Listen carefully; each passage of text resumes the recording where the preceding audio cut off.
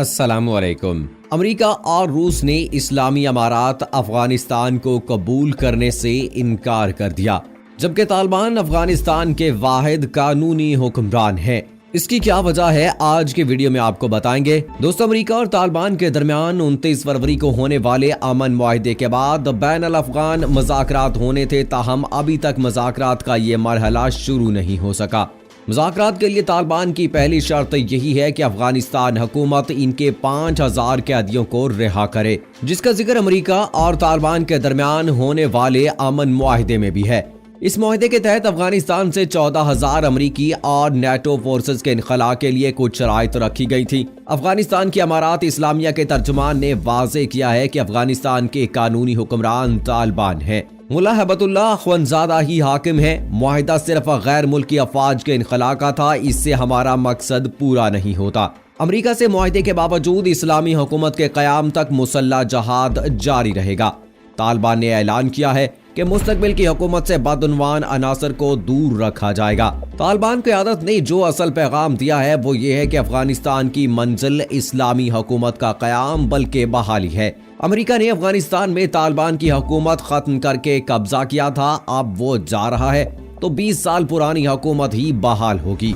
अफगान सदर अशरफ गनी को ये बात अच्छी तरह मालूम है कि जब अमेरिका तालिबान के सामने नहीं ठहर सका तो इनकी हुकूमत की क्या हैसियत है। अफगान हुकूमत को अच्छी तरह एहसास हो गया है कि अब वो मुकम्मल बेसहारा होने जा रही है।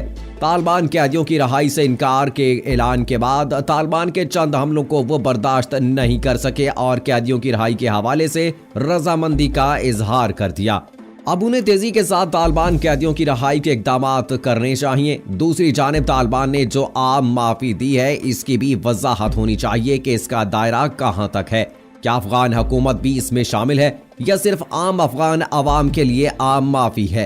क्योंकि अफगान हुकूमत में शामिल बाज़ अनासर तो किसी सूरत अफगानिस्तान में इस्लामी हुकूमत नहीं चाहते और काबुल में नए इंतजामी ढांचे की तश्कील के लिए बैनुल अफगान बातचीत का मुतालबा किया गया था। इसके बावजूद तालिबान का इसरार है कि इनके रहनुमा मुल्ला हैबतुल्लाह अफगानिस्तान के वाहिद कानूनी हुक्मरान हैं और अफगानिस्तान में इस्लामी हुकूमत की बहाली उनका फर्ज है।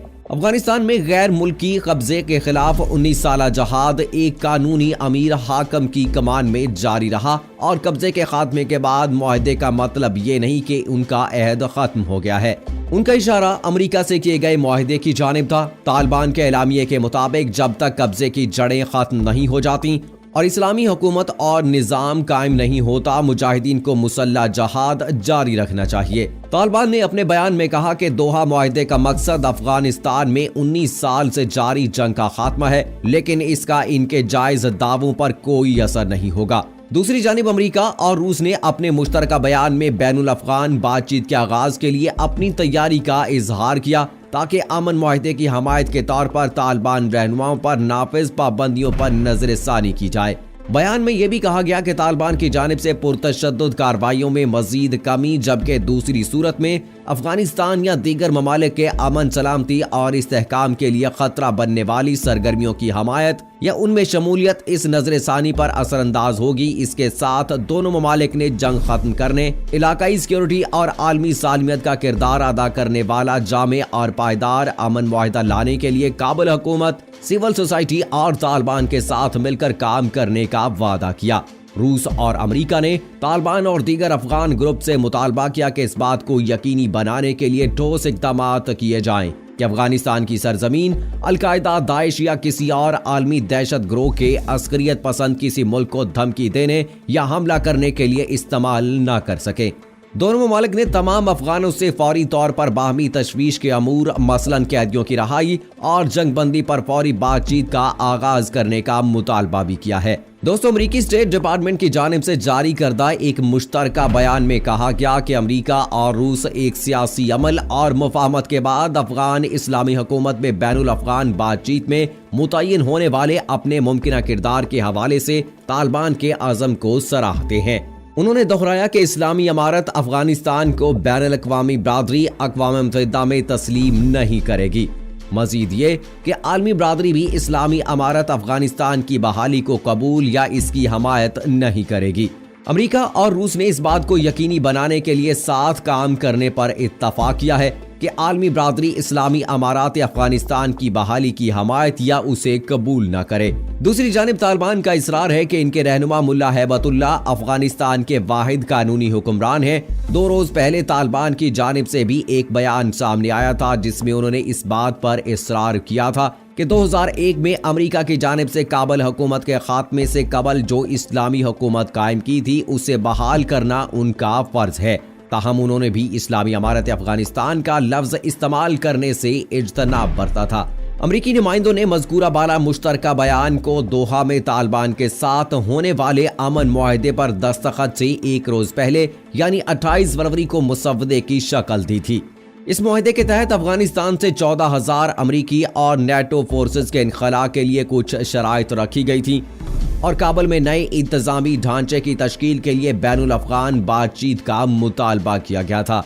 दोस्तों, अमेरिका के सदर डोनाल्ड ट्रंप ने अफगानिस्तान से अमरीकी फौजियों की बेदखली के बाद अफगान हुकूमत पर तालिबान के कंट्रोल के खदशे का इजहार किया था। व्हाइट हाउस में सहाफियों से बात करते हुए उन्होंने अफगानिस्तान के तनाजुर में कहा था कि ममालिक को खुद अपना ख्याल रखना चाहिए, आप सिर्फ किसी शख्स का हाथ ही थाम सकते हैं।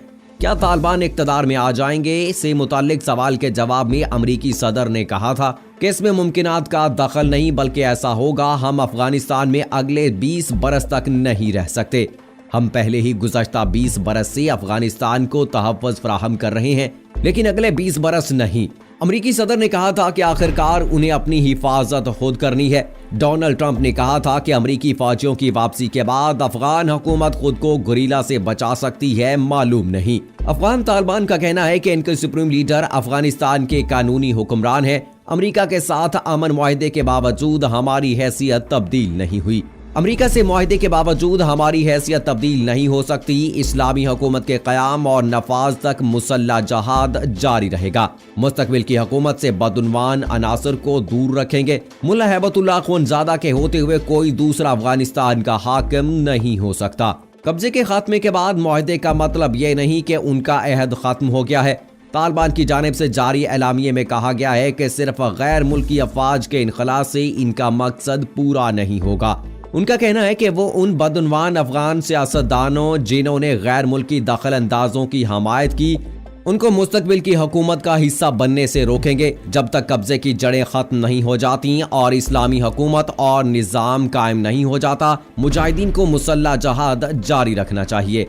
अमेरिका, रूस और तालिबान में जारी इस सरजंग का अख्ताम क्या होगा ये तो वक्त ही बताएगा, लेकिन एक बात तय है कि तालिबान कभी भी अफगानिस्तान में अपनी हुकूमत को ज़वाल पजीर नहीं होने देंगे और इसका इजहार वो बारहा कर चुके हैं। जहां तक बात है अमेरिका और रूस की, तो उन्हें तालिबान जंग के मैदान में तो शिकस्त दे ही चुके हैं, लिहाजा उनके कबूल करने या ना करने से तालिबान की हुकूमत पर कोई फर्क नहीं पड़ेगा।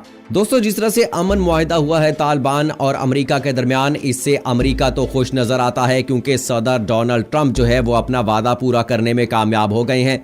लेकिन दूसरी जानिब इससे पहले तो अफगानिस्तान की हुकूमत ने इस बात का कहा था कि वो जो है इस बात से राजी नहीं है और वो जो अफगानिस्तान में तालिबान कैदी हैं उनको रिहा नहीं करेंगे। लेकिन जैसे ही 1-2 दिन में तालिबान ने अपना रद्द अमल दिया है तो इससे जो है अब वो भी घुटने टेकने पर मजबूर हो गए हैं और सदर अशरफ गनी ने जो है वो अब सारे मुतालबात मानने का ऐलान कर दिया है। तो दोस्तों, देखना होगा कि आने वाले वक्त में अब क्या फैसला होता है। क्या अफगानिस्तान में तालिबान की हुकूमत रहेगी जिस तरह से उन्होंने कहा है कि हमारे जो हैबतुल्लाह हैं उनकी हुकूमत होगी? क्या वो अपनी हुकूमत वहां बनाने में कामयाब हो जाएंगे? क्या सदर अशरफ गनी को जो है वो अपने ओहदे से इस्तीफा देना होगा? क्या अफगानिस्तान में इस्लामी कानून नाफिज हो सकेगा? ये तो आने वाला वक्त ही बताएगा। बहरहाल उम्मीद की जा सकती है और हम दुआ करते हैं कि हर मुसलमान मुल्क में इस्लामी कानून ही नाफिज होना चाहिए।